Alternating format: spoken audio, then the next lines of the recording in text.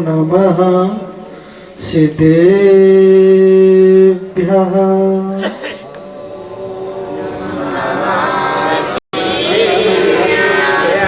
ॐ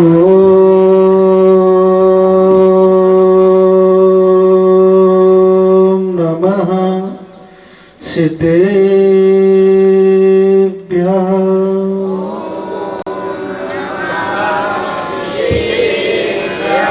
ॐ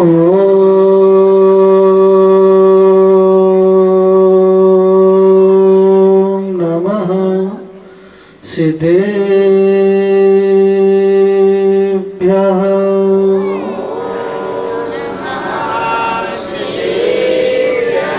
ऋणोत्तयं च वन्दे चौवीशं जडसदा वन्दे पंचगुरुणा वन्दे चरणं चरणं सदा वन्दे।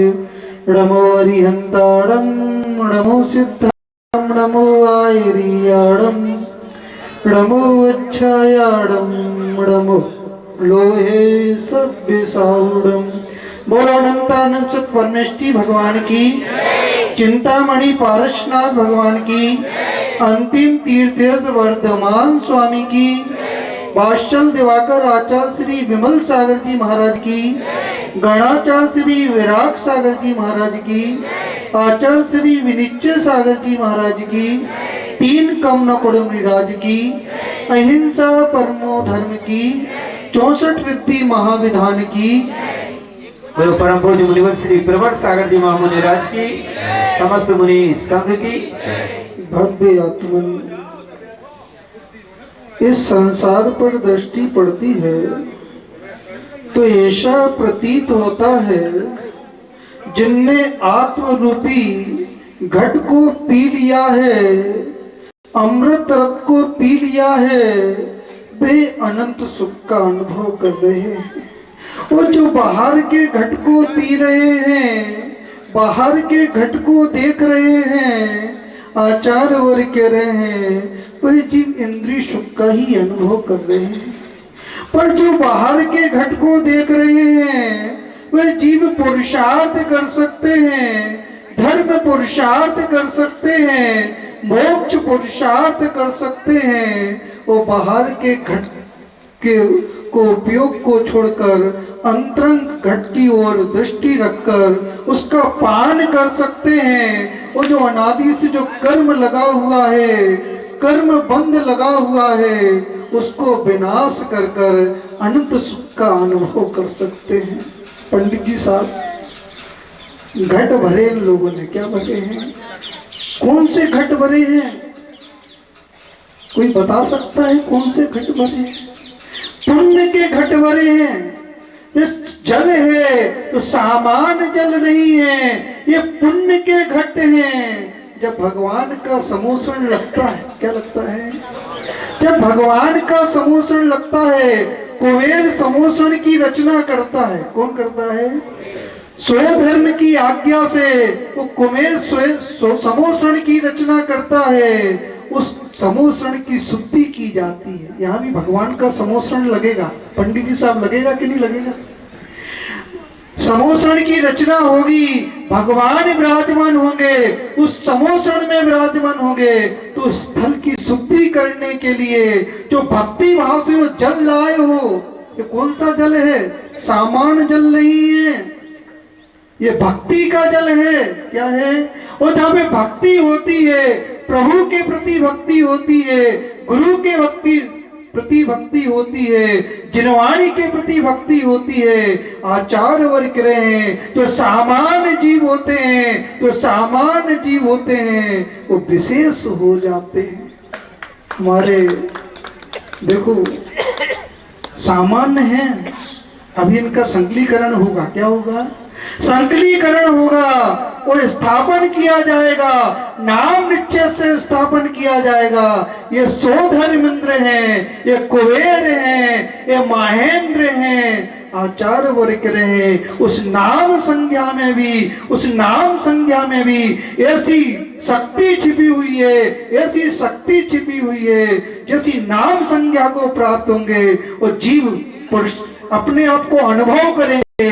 मैं सोधर्मेंद्र हूँ, मैं कुबेर हूँ और मैं ये पात्र बना हुआ हूँ। भैया संकलीकरण तो होगा, अब पात्र तो बनोगे, क्या बनोगे? पात्र तो बनोगे, पर वैसा पुरुषार्थ कर पाओगे कि नहीं कर पाओगे? हमारे क्या नाम, सोधर्मेंद्र सचिन भैया, सोधर्मेंद्र तो बन गए हो, पर पुरुषार्थ कौन सा करना है? धर्म का पुरुषार्थ करना है, बाहर का पुरुषार्थ मत देखना। यदि बाहर का पुरुषार्थ देखोगे तो धर्म का पुरुषार्थ छूट जाएगा। राम टोरिया तो आज ऐसे लग रहा है, कैसा लग रहा है? अयोध्या जैसा लग रहा है। कैसा लग रहा है? जब अयोध्या में राम आए थे, क्या आए थे? अयोध्या में राम आए थे, उस अयोध्या को सजाया गया था। इसी प्रकार राम टोरिया वालों के भी भाव हुए हैं, तीर्थंकर भगवान आएंगे, इस समोसण में आएंगे, इसको अयोध्या जैसा आपने सजा लिया है। भैया ध्वजारोहण भी कर लिया, उस घट को भी भर लिया, प्रभु को भी ले आओगे। अब किसकी शुद्धि करना है? स्थान की शुद्धि तो हो गई, किसकी शुद्धि हो गई? स्थान की शुद्धि हो जाएगी, मन की शुद्धि करना है। क्या करना है? यदि मन पवित्र होगा तभी पुण्य का संचय होगा। यदि मन पवित्र नहीं है, आपने स्थान की भी शुद्धि कर दी, भगवान के समोषण में भी प्रवेश हो गए। 64 रीति विधान सामान्य विधान नहीं है। अभी हमारा चतुर्मास द्रोणगिरी में हुआ, 64 दिन का वहां पर हमने 64 रीति विधान करवाया और ऐसी वर्गणाएं निकली, ऐसी पुण्य वर्गणाएं निकली तो जीव उसके निकट आए, जिनने अनुष्ठान किया उन्हें कुछ ना कुछ पुण्य की प्राप्ति हुई है। किसकी प्राप्ति हुई है? इस रामटोरिया में जो शिखर बने हुए हैं, क्या बने हुए हैं? कितने साल हो गए? 4 साल से पड़े हुए थे। कितने साल से पड़े हुए थे? 4 साल से पड़े हुए थे। काली मां जमी हुई थी, उस शिखरों पे काली मां जमी हुई थी। ऐसा लग रहा था ये समाज दरिद्र हो गई है। कैसी हो गई है? आज समाज कैसी हो गई है? मंटू भैया है कि नहीं है? भैया अशोक जी कैसा लग रहा है? आज शिखर को देख के कैसा लग रहा है? मन प्रसन्न हो रहा है। आज ऐसा लग रहा है कि पूरी समाज धनाढ्य हो गई है, क्योंकि जो मंदिर होते हैं, जो जिनालय होते हैं, उनसे ही पता चलता है, समाज की स्थिति का पता चलता है, समाज के भावों का पता चलता है। तो भाव प्रशस्त होते हैं तो आचार वर्ग रहे, मंदिर में सुंदरता होती है, भावों में सुंदरता होती है, और जहाँ पे धर्म स्थान करने के भाव होते हैं। हमारे भैया कह रहे थे, क्या नाम है? अद्वैत भैया। 1 दिन का कार्यक्रम नहीं होगा, कितने दिन का होगा? 3 दिन का कार्यक्रम होगा। आचार वर्ग रहे, जब जीवों का सामूहिक पुण्य बढ़ता है, क्या बढ़ता है? जब सामूहिक पुण्य बढ़ता है तब जीवों के भाव होते हैं। ये सामान नहीं है जो अनुष्ठान चल रहा है, ये सामान नहीं है, विशेष अनुष्ठान है। मंदिर पे ध्वजा चढ़ाई जाएगी। ध्वजा किसका प्रतीक है? विजय का प्रतीक है, सम्यक दर्शन का प्रतीक है। जो ध्वजा होती है वो प्रतीक करती है कि सम्यक दर्शन का प्रभाव चल रहा है। किसका चल रहा है? अभी प्रभाव है कि नहीं है पंडित जी साहब? अभी प्रभाव दिख रहा कि नहीं दिख रहा? अभी अधूरा दिख रहा है। जिस शिखर पर कलश नहीं हो, वो ध्वजा नहीं हो, वो मंदिर पूर्ण नहीं होता। क्या नहीं होता? पूर्ण नहीं होता। तो भूमिका चल रही है प्रवचन की। क्या चल रही है? भूमिका चल रही है। पहले तैयारी होती है। आप विधान करोगे तो तैयारी की कि नहीं की? अब तैयारी चल रही है, उन भावों को संभालने की तैयारी चल रही है, और ध्वजा चढ़ेगी। 4 साल से ध्वजाएं रखी हुई थी। कितने साल से? 4 साल से। और जब निमित्त से पुण्य जगता है, क्या जगता है? आप छोटा सा भी कार्य करो, पूरा पंच कल्याणक भी हो गया। क्या हो गया? पंच कल्याणक भी हो गया। पर आचार वर्ग रहे हैं, जहाँ पे पुण्य कम होता है वो कार्य संपन्न नहीं हो पाता है। यदि संपन्न भी होता है तो लघु रूप से हो पाता है। और जहां पे पुण्य बढ़ता है तो लघु कार्य भी विशाल रूप को धारण कर लेता है। समझ में आ रहा कि नहीं आ रहा भैया? सबसे पहले मंदिर में प्रवेश करने से पहले, मंडप में प्रवेश करने से पहले जो खटाई भरी हुई है, आत्मा में खटाई भरी हुई है, जो कसाय भरी हुई है, उस कसाय को समाप्त कर लेना। नहीं तो 2-3 से गए पाणे, हलवा मिले ना माड़े, कुछ मिलने वाला नहीं। धोती दुपट्टा पहनने से कोई धर्मात्मा नहीं होता। तो कसाय उपशम को प्राप्त होगी, कसाय उपशम को प्राप्त होगी, तभी धर्म का भाव होगा। और कसाय तीव होगी, कसाय तीव होगी तो आचार वर्ग करे, समोसण में भी प्रवेश कर जाओगे, भगवान के सामने भी प्रवेश कर जाओगे। वो मारीची भी बैठा हुआ था, भगवान के समोसण में बैठा हुआ था, वो मान कसाय उत्पन्न हो गई। मुझे भी तीर्थंकर बनना है, मुझे भी धर्म का स्थापन करना है। और जैसी मान कसाय बढ़ी, उसका संयम भी छूट गया, चारित्र्य भी छूट गया, और सम्यक दर्शन भी छूट गया। आपकी कसाय बढ़ती है कि नहीं बढ़ती? महाराज हम तो बढ़िया है। बोले हमारी राजनीति कहाँ से चालू होती है? मंदिर से चालू होती है। कहाँ से होती है? जो क्षत्रिय होते हैं उनकी राजनीति कहाँ से चालू होती है? रण में चालू होती है, राज में चालू होती है। और बनियों की राजनीति कहाँ से चालू होती है? मंदिर से चालू होती है। आचार वर्ग करे, जहाँ पे पुण्य का संचय करना चाहिए वहां पे पाप का संचय कर रहे हो। कोई भी विषय हो, कोई भी कार्य हो, कैसा भी पुरुषार्थ हो, यदि आचार वर्ग रहे, पुण्य वर्गणाएं आ रही हैं, पुण्य वर्गणाएं आ रही हैं, तो वो कार्य आपके लिए कार्यकारी है। वो अशुभ वर्गणाएं चल रही हैं, आत्मा में अशुभ वर्गणाएं चल रही हैं, अशुभ परिणति चल रही है, तो मंदिर में आकर भी आप पाप का संचय कर रहे हो। समझ में आ रहा कि नहीं आ रहा भैया? भावों के मटके सीधे करना है। बाहर के मटके तो सीधे कर लिए, क्या कर लिए? बाहर के मटके तो सीधे कर लिए, उनमें जल भर लिया, और अंदर का मटका सीधा करना है। क्या करना है? सबसे पहले भेद मिटा दो। क्या मिटा दो? और जब ये भेद मिटेंगे तभी धर्म समझ में आएगा। ये मंदिर मेरा है, ये वेदी मेरी है, ये गुरु मेरे हैं। आचार वर्ग करे, जब तक भेद रहेगा तब तक सम्यक दर्शन होने वाला नहीं है।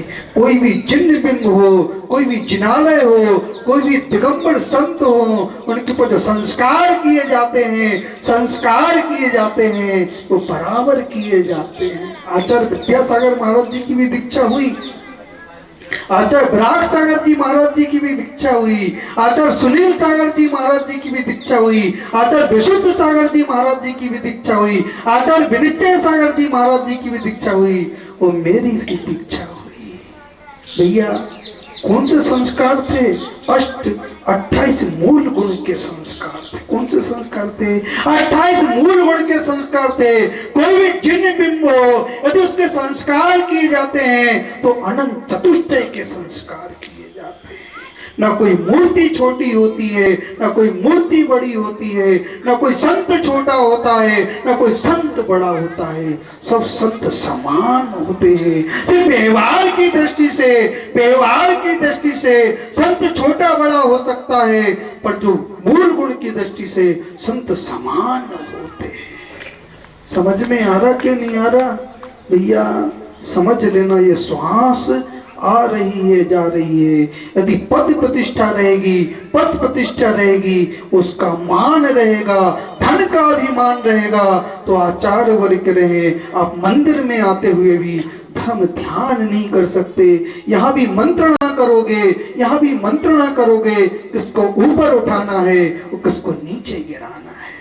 आचार वर्ग रहे। सबसे पहले जीवन में सरलता होना चाहिए, और जीवन में सरलता है, जीवन में सरलता है, तभी आप 64 रिद्धि विधान कर सकते हो, भगवान को स्थापन कर सकते हो, गुरु की विनय कर सकते हो, गुरु की अर्चना कर सकते हो। बस समय कम है। आज तो भूमिका है, क्या है?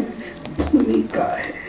वो आचार्य वर्ग करे जब भूमिका समझ में आती है तो आगे का मार्ग प्रशस्त होता है, और जिसको भूमिका समझ में नहीं आती उसके आगे का मार्ग प्रशस्त नहीं होता। अंत में भावना भाते हैं, आप घट तो भर लिया है, इस स्थान की भी शुद्धि करोगे, जहाँ पे श्री जी विराजमान होंगे उस स्थान की भी शुद्धि करोगे, उस जल की शुद्धि के साथ साथ मन भी शुद्ध हो जाए, और जहाँ पे मन शुद्ध होता है तो परिवार एक होता है, समाज एक होता है। आज ये मत समझ रहे मंटू भैया का घर है, ये अजित कुमार जी का घर है, ये क्या नाम है सुरेंद्र कुमार जी का घर है, ये पूरे जैन समाज का मंदिर है, पूरे जैन समाज के घर हैं। यदि ये भाव उत्पन्न हो जाएगा, ये भाव उत्पन्न हो जाएगा तो आचार्य वर्ग कह रहे हैं ऐसे ऐसा पुण्य बढ़ेगा, ऐसा पुण्य बढ़ेगा। जो भेद नजर आ रहे हैं एक दूसरे को देखकर घृणा उत्पन्न हो रही है, जो घृणा उत्पन्न हो रही है वो घृणा समाप्त हो जाएगी। वो आचार्य वर्ग कह रहे घृणा समाप्त होगी तो वात्सल प्रेम बढ़ेगा, भक्ति बढ़ेगी, तभी आप भक्ति कर सकते हो, भगवान की स्तुति कर सकते हो, गुरु की स्तुति कर सकते हो। काई जमी है, आत्मा में काई जमी है, मंदिर तो पुत गया, मंदिर सफेद हो गया, अब इस आत्मा को सफेद करना है, वो आत्मा सफेद होगी। तो आचार्य वर्ग कह रहे एक व्यक्ति को देखोगे तो प्रेम उत्पन्न होगा, प्रेम उत्पन्न होगा। यदि अंदर की काई नहीं हटी तो उस व्यक्ति को देखकर घृणा उत्पन्न होगी, और जहाँ पे घृणा होती है वहाँ पे धर्म नहीं होता, वहाँ पे अधर्म होता है। अंत में भावना पाते हैं जो पात्र बने हैं, चाहे सोधर्मेंद्र हों, चाहे कुबेर हों, चाहे महेंद्र हों, चाहे